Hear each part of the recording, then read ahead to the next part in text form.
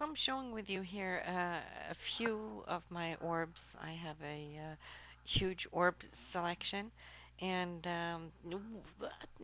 people wonder what are these orbs?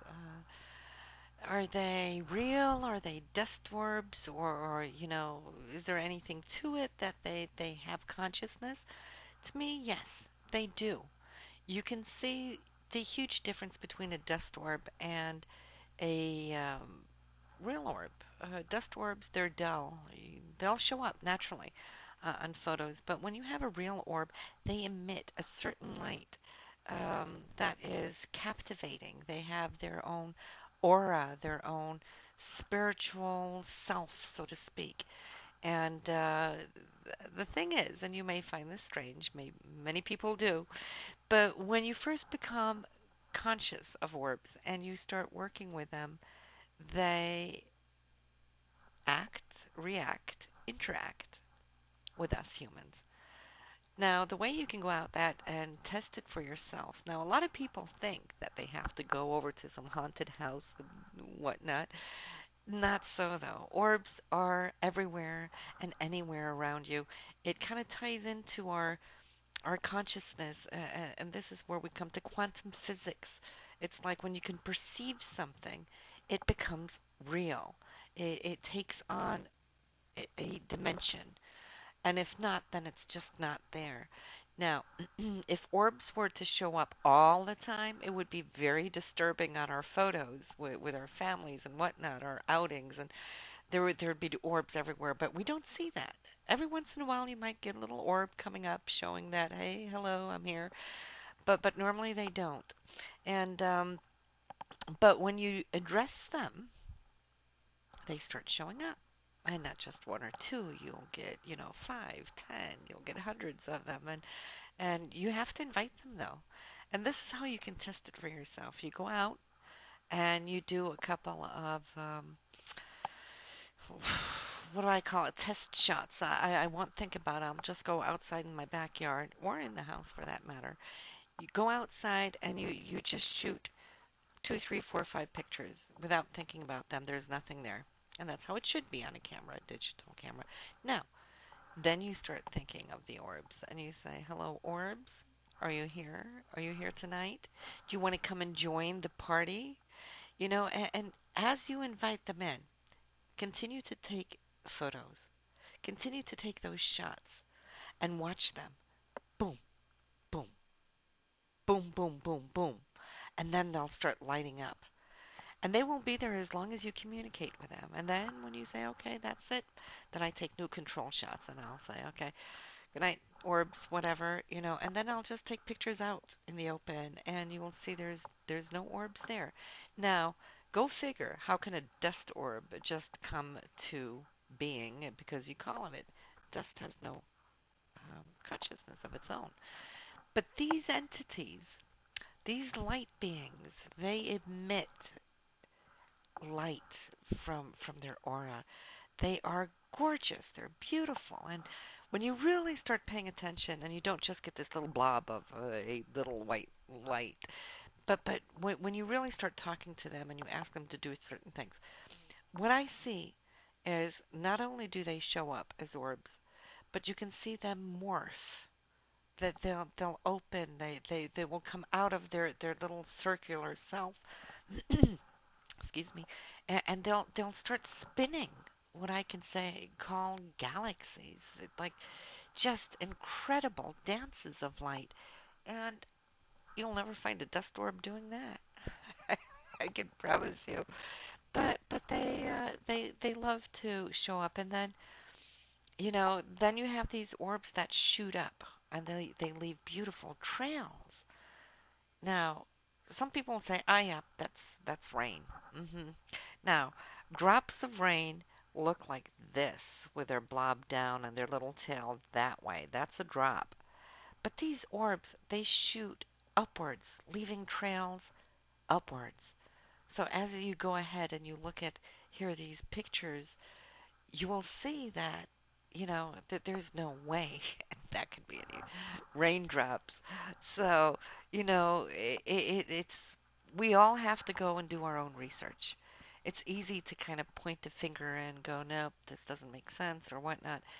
But when you start researching and feeling these beings around you, you get a comfort level because they're close. They're entities that are with us, and there's times where people do see these blinks of lights, and it's like, hey, I saw a blink of light, corner of my eye, what was that? So, yes, we can see them with our physical eyes. And when you really become sensitive and you're sitting out there in the dark, it's always easier to see them when it's dark. But when you do that and you start paying attention, you can actually see when they come and go. Not all the time. Come and go. Some people can see it more than others. There's periods where I can see them very clearly and where I can tune in, but not yet all the time because then again, that would be very disturbing. It's like when we look at auras, everybody can train themselves to see auras. Now, I will do that if I'm listening to a speaker up on stage where he or her is just standing up there and tune in on them, then I can see their aura flickering around them, changing colors, changing shape. But if I was to see auras around every single human being that I passed on the street, in the shopping malls, can you imagine? It would just be too crowded. So in that sense, we do have a filter that we can use. Uh, when that filter is too open, it becomes a little too much, perhaps.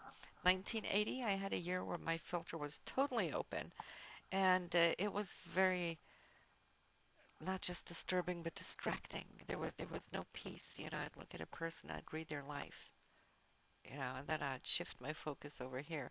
Look at another person, I'd read that person's life, and then that person.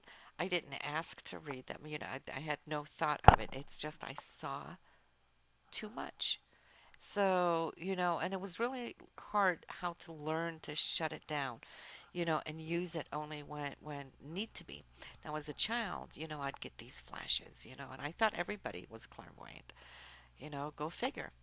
Um, went to show that nope, we're not all clairvoyant, and it's a blessing in certain respects, and it can be a curse in other respects. There's times you see things that you really don't appreciate to see, and you just have to kind of shut it, and hold it. But then again, I see it mostly as a blessing, and I use it. Of course, this is what I work with on my day job, so to speak. So, yeah, it is a blessing. I'm very grateful. Opening up for interdimensional energy is creating life larger than life, what life is for most people. Most people, they get up, they go to work, and they come home, and they go to bed. And that's it. For people who are open and sensitive and have developed their psychic spiritual skills, life becomes multi-dimensional, and it's fascinating. You know that there's so much more to life than what most people fathom or what they see, and you respect life and you respect people around you in a much deeper way. How words can affect people, either with waves of something comforting and loving and giving and inspirational so people can grow, or the opposite, where words can be darts, arrows, daggers, and not just in the hearing way where people will hear harsh words, but if you're psychic, if you're clairvoyant, you can actually see how words move through space, how it creates waves, and how it will leave somebody's mouth and voice and actually travel and then poof, hit the target. It's actually very ugly to see angry people, um, because of their auras that flicker, and the energy becomes like the energy itself becomes an attack. And we're talking, it's not just verbal. It's how it's felt, absorbed, taken in. So, yes, you learn to live as a sensitive, and you become very sensitive who you can be around and who you can't be around due to the very same fact. When you're a sponge, you better be pretty sure you're in good water, not murky water. But back to our orbs. I know we got to shut down here.